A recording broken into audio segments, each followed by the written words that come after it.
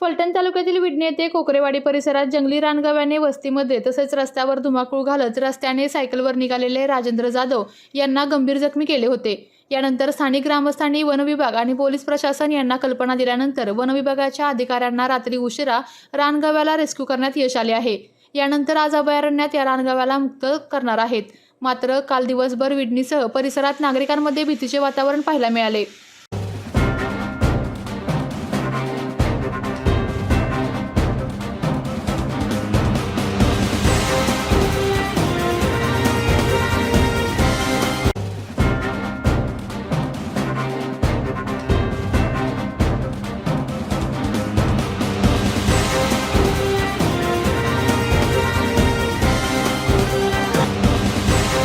आपल्या तालुक्यातील जिल्ह्यातील बातम्या सर्वप्रथम पाहण्यासाठी आजच सातारा न्यूजला YouTube चॅनलवर सबस्क्राइब करा, लाईक करा, शेअर करा आणि बेल आयकॉन प्रेस करायला विसरू नका।